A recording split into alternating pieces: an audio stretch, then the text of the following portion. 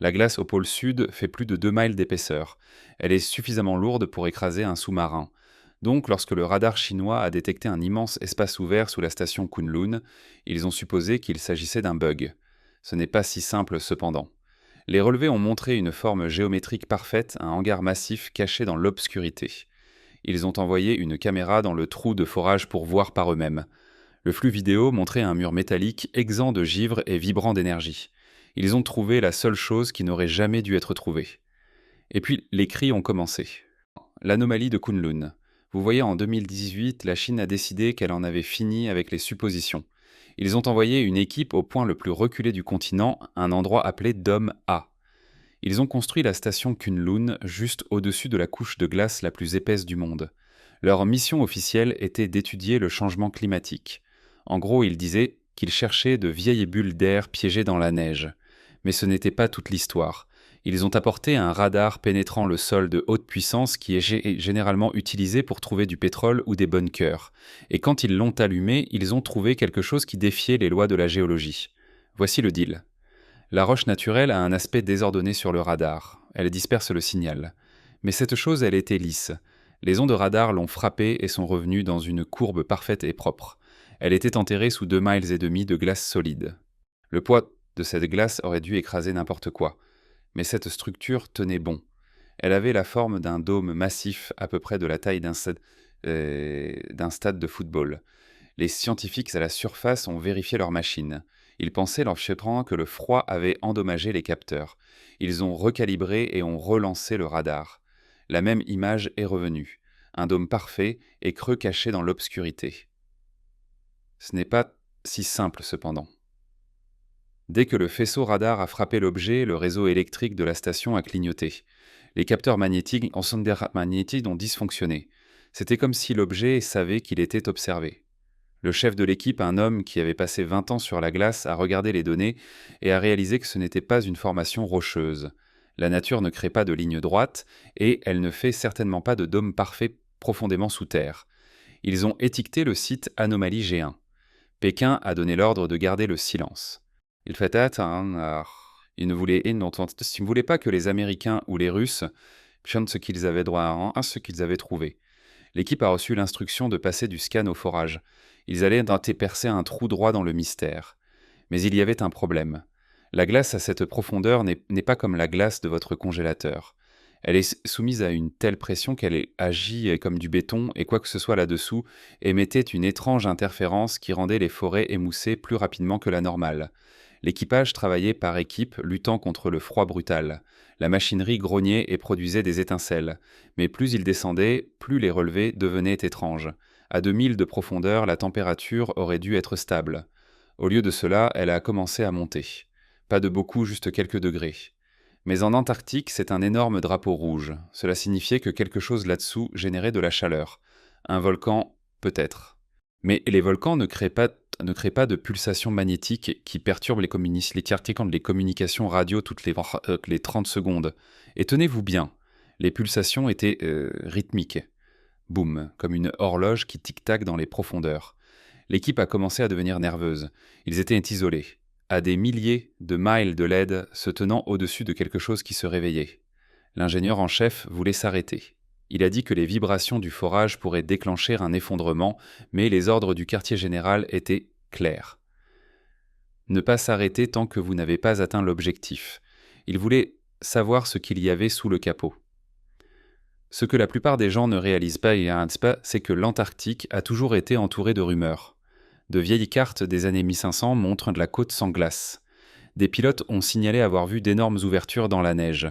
Mais c'était la première fois qu'un gouvernement avait des données concrètes. Ils allaient frapper à la porte de l'histoire. Le forage n'était qu'à quelques centaines de pieds de la profondeur cible.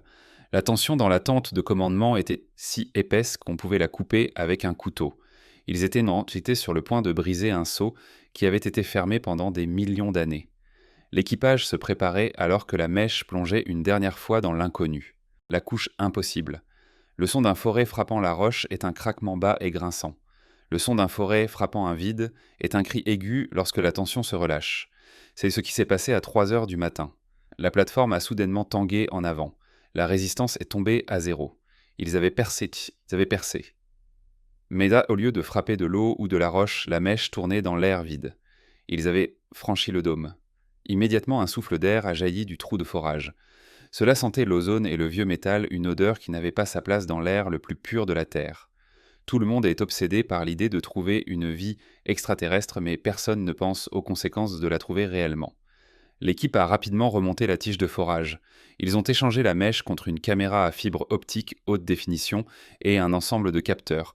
Ils ont abaissé le câble mile après mile. Plus ils descendaient, plus l'interférence augmentait. Le flux vidéo sur les moniteurs était neigeux et déformé. L'audio captait un bourdonnement faible comme un générateur massif tournant au loin. Voici le deal. Lorsque la caméra a enfin atteint le fond de la couche de glace, la pièce est devenue silencieuse. Les projecteurs de la caméra ont illuminé une surface parfaitement lisse. C'était sombre, réfléchissant et ressemblait à du verre noir ou à du titane poli. Cela s'éloignait dans l'obscurité, s'étendant au-delà de la portée de la lumière. Il n'y avait ni rivet, ni marque de soudure, ni signe d'assemblage. C'était une coque sans couture et c'est un euphémisme. Les données des capteurs ont montré que le matériau était plus dur que le diamant. Le télémètre laser a essayé de mesurer l'intérieur de la cavité, mais le faisceau continuait d'avancer. Le dôme n'était pas juste une petite pièce, c'était une partie d'un complexe massif. La caméra a pivoté, regardant le plafond où la glace rencontrait le métal. La glace ne s'était pas congelée contre la structure, il y avait un espace, un coussin d'air, comme si le dôme repoussait le glacier au-dessus de lui. Ensuite, la caméra a capté autre chose. Des marquages. Le long du bord de la structure, il y avait des lignes gravées. Elles étaient géométriques nettes et précises. Elles ne ressemblaient ni à des caractères chinois, ni à de l'anglais, ni à des hiéroglyphes égyptiens. Elles ressemblaient à des mathématiques, une géométrie pure et complexe gravée à la surface. Les scientifiques regardaient à la preuve d'une civilisation avancée ou de quelque chose d'entièrement différent reposant au fond du monde. Mais voici le hic. Les capteurs de chaleur ont de nouveau explosé. La température à l'intérieur de la cavité était de 60 degrés plus chaude que la glace au-dessus. C'était la température ambiante. Cela signifiait que le système était actif. Ce n'était pas une ruine. C'était une base. Le scientifique principal, un homme qui ne croyait pas aux histoires de fantômes, était en sueur. Il a tapé un message à Pékin joignant les premières captures d'écran. Cible acquise. La structure est artificielle. Demande d'instruction. La réponse est revenue instantanément. Sécuriser des échantillons. Ne pas reculer. Il voulait un morceau. Il voulait posséder la technologie. Alors l'équipe a déployé un bras de coupe télécommandé. Ils ont essayé de trancher un petit fragment de la coque extérieure. Le cutter laser capable de couper à travers l'armure des chars a à peine éraflé la surface. Cela a produit des étincelles et des sifflements, mais le matériau noir ne s'est même pas réchauffé. Il absorbait l'énergie. En gros, le dôme était indestructible. Alors ils ont changé de tactique. Ils ont décidé de prélever des échantillons de la glace touchant directement le dôme. Ils ont pensé que si cette chose était ici depuis des millions d'années, la glace autour pourrait contenir des indices. Ils ont utilisé une cuillère thermique pour prendre un échantillon de carottage de la couche d'interface, la glace boueuse et brumeuse juste à côté de la peau métallique. Alors qu'ils remontaient l'échantillon, le câble a commencé à vibrer non pas à cause du vent mais à cause de la charge. Le conteneur semblait plus lourd qu'il n'aurait dû l'être. Les relevés magnétiques explosaient. C'était comme s'il remontait un énorme aimant. Plus il se rapprochait de la surface, plus l'électronique du camp défaillait. Les ordinateurs portables se sont plantés. Le générateur a toussé. Les lumières dans la salle à manger ont sauté. La partie folle, c'est que l'équipage le ressentait aussi. Ils ont signalé un bourdonnement dans leurs dents, un goût métallique dans leur bouche. Certains d'entre eux ont eu des saignements de nez. C'était comme si l'échantillon était radioactif, mais les compteurs Geiger affichaient 0. Il remontait quelque chose qui ne respectait pas les règles de la physique. Le conteneur a percé la surface et a été verrouillé dans une unité de confinement. L'équipe s'est rassemblée autour de la vitre épaisse pour voir ce qu'ils avaient trouvé. Ce qu'ils ont vu à l'intérieur du verre n'était pas juste de la glace, c'était en mouvement. Réveillez le dormeur. La glace est censée être morte, c'est un cristal, elle reste là et ne fait rien. Mais l'échantillon de carottage à l'intérieur de la chambre de confinement était différent. Il était trouble, rempli de brouillard gris tourbillonnant. Et flottant dans l'eau de fonte, il y avait de fins fils noirs. Au début, les scientifiques pensaient au fait que c'était de la poussière ou de la suie provenant du forage. Ensuite, quelqu'un a allumé la lumière ultraviolette pour vérifier la présence de bactéries. Dès que la lumière UV a frappé l'échantillon, les fils noirs se sont redressés. Ils ne dérivaient pas s'ils nageaient. Ils s'enroulaient ensemble, formant des formes complexes, se tordant comme des serpents dans un panier. La pièce a éclaté en cris. Ce n'était plus de la géologie, c'était de la biologie. Mais c'était faux. Rien ne survit à cette profondeur. Rien ne survit à cette pression. Et certainement rien ne réagit à la lumière après avoir été enterré pendant des éons. L'équipe s'est précipitée pour l'analyser. Ils ont utilisé une aiguille robotique pour extraire une goutte d'eau. Ils l'ont mise sous le microscope électronique. L'image qui est apparue sur l'écran était un cauchemar. Les fils n'étaient pas des cellules. Ils ressemblaient à des machines. De minuscules machines organiques avec des engrenages imbriqués faits de matériaux biologiques. Elles étaient dormantes jusqu'à ce que la lumière les touche. Maintenant, elles se réveillaient. Et elles avaient faim. Le biologiste principal a lancé un séquenceur d'ADN. La machine a tourné pendant 10 minutes, puis a craché un message d'erreur. Aucune correspondance trouvée. Il a essayé à nouveau. Origine inconnue. Le code génétique avait 4 brins pas 2. Il était complètement étranger à la Terre. En gros, ils avaient trouvé une biosphère ombre, un type de vie qui avait évolué complètement séparément de nous, ou qui avait été amené ici d'ailleurs, ailleurs. Mais voici le hic. L'échantillon n'était pas seulement vivant, c'était une intelligence collective. Les gouttes d'eau séparées essayaient de se regrouper. Elles poussaient contre les lames de verre essayant de fusionner. C'était une matière visqueuse intelligente. Les scientifiques ont réalisé que le dôme en dessous n'était pas juste un bâtiment, c'était une unité de confinement. Et ils venaient afin de libérer le prisonnier. Soudain, la boîte de confinement a commencé à se fissurer. Le verre était renforcé par balles conçues pour contenir des produits chimiques dangereux. Mais de minuscules fractures apparaissaient partout. Les fils noirs vibraient à une fréquence qui faisait éclater le verre. L'équipe a paniqué. Ils ont essayé de congeler l'échantillon à nouveau en déversant de l'azote liquide dans la chambre. Cela n'a pas fonctionné. Le froid ne faisait que les rendre en colère. Les fils se sont agglomérés en une boule noire pulsant avec une lumière violette.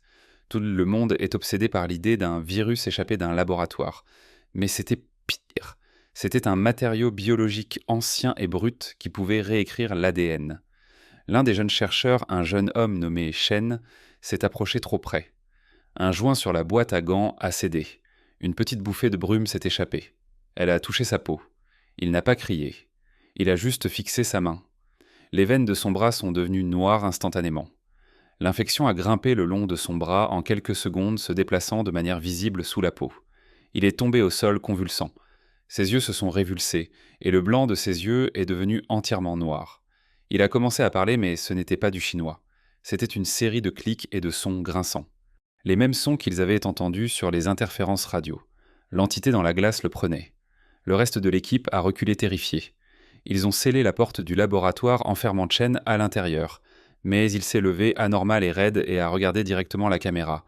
Il a souri et ses dents étaient couvertes de la boue noire. Et tenez-vous bien, le dôme sous la glace l'a ressenti. Au moment où l'infection a pris le sol, a tremblé. Un tremblement de terre massif a frappé la station. Le sol s'est déformé. Le dôme réagissait à son enfant perdu. Les capteurs ont montré une énorme poussée d'énergie remontant du trou de forage. Le dôme se mettait en marche. Il envoyait un signal et le récepteur était juste ici dans la pièce avec eux. Le chef de l'équipe a saisi le téléphone satellite d'urgence. Il a composé le numéro rouge pour Pékin. Brèche de confinement, a-t-il crié. Danger de niveau 5, nous perdons la station. Mais la voix à l'autre bout n'a pas proposé de sauvetage. Ils ont offert une solution qui a gelé son sang. Initier le protocole 0, a dit la voix. Cela signifiait autodestruction. Ils n'allaient pas les sauver. Ils allaient les enterrer. Mais avant qu'ils ne puissent appuyer sur le bouton, la porte du laboratoire a explosé vers l'extérieur. Le blackout. L'explosion n'était pas du feu. C'était de la pure force. La porte du laboratoire a volé à travers la pièce et écrasé un rack de serveurs. Chen est sorti, mais il n'était plus Chen. C'était une marionnette. Les filaments noirs avaient percé sa peau, formant une sorte d'exosquelette. Il a levé une main et les lumières de la pièce ont explosé. L'obscurité était totale, à l'exception de la lueur violette pulsant de ses veines. Le chaos a pris le dessus. Les scientifiques se précipitaient vers la sortie, glissant sur la glace et la neige. Le vent dehors hurlait une tempête ensevelissant la station. Mais à l'intérieur, la chaleur montait. L'énergie jaillissant du trou de forage chauffait le socle rocheux. La fondation de glace de la station fondait. De la vapeur s'échappait des planchers. Toute la base s'enfonçait dans une tombe boueuse. Alors voici le deal. L'équipe devait faire un choix. Mourir gelé dans la tempête ou être consumé par la chose à l'intérieur. Ils coururent vers les camps, vers les chenillettes, les véhicules à chenilles et garés dehors. Les moteurs étaient froids gelés. Ils ont actionné les démarreurs, priant pour une étincelle. Derrière eux, le bâtiment principal de la station Kunlun commençait à s'effondrer. Les poutres métalliques se tordaient comme de la réglisse. La chaleur du trou de forage était maintenant un geyser de vapeur projetant des centaines de pieds dans les airs. Ce n'est pas si simple de simplement s'en aller en Antarctique. La visibilité était nulle. Le GPS était mort à cause de l'interférence magnétique. Il conduisait la route à l'aveugle. Le conducteur du véhicule de tête a enfoncé l'accélérateur visant simplement à s'éloigner de la chaleur. Dans le rétroviseur, les survivants ont vu une vision qui les entrait pour toujours. Un faisceau de lumière bleue s'élevait de la zone de forage. Il a percé un trou à travers les nuages atteignant l'espace. Et c'est un euphémisme. Ce n'était pas juste un signal de détresse. C'était un phare. Le dôme appelait chez lui. La lumière était si brillante qu'elle a ébloui les caméras de vision nocturne. La neige autour de la base s'est instantanément transformée en eau, créant un lac massif au milieu du continent gelé. La station, le forage et les membres d'équipage infectés ont glissé dans l'eau et ont été engloutis. L'onde de choc a frappé les véhicules quelques instants plus tard.